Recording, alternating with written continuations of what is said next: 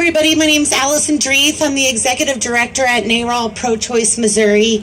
And last year, I became one of the 1 in 3 women that my organization represents when my husband and I decided to have an abortion.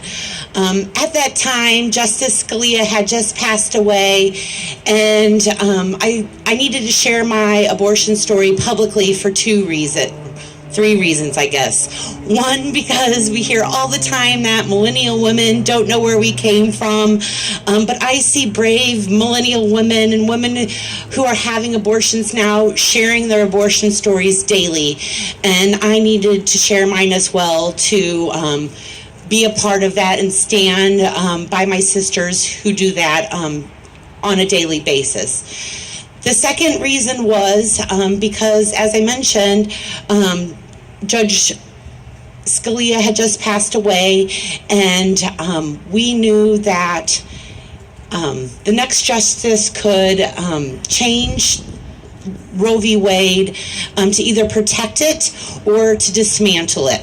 That summer, we also heard a case in the Supreme Court that would redefine abortion for generations to come. That decision was whole woman's health. And I wanted to share my story to make sure that the generations coming up behind me would also have the same access that I had.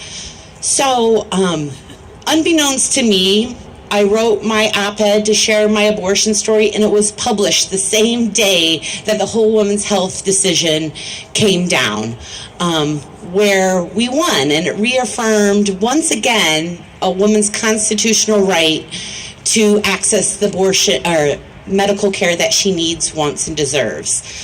So, unbeknownst to me, that a few months later, we would lose a devastating election, and I would be sharing my abortion story again, this time in Congress. Last week, when senators heard hearings about Judge Gorsuch and Trump's Supreme Court nominee, women who had been sharing their abortion stories all delivered their stories to those senators who were in the committee to hear the Gorsuch nominations.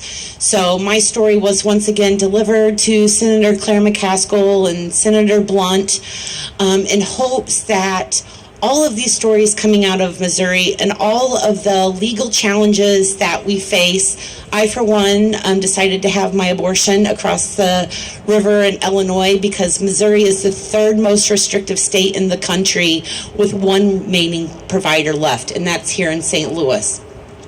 I didn't need 72 hours to think about the decision my husband and I thought about for weeks on end, something that we even knew before we went into our marriage.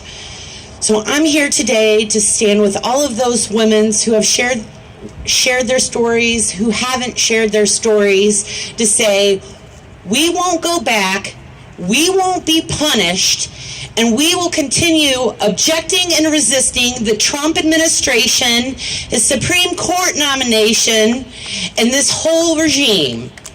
Thank you.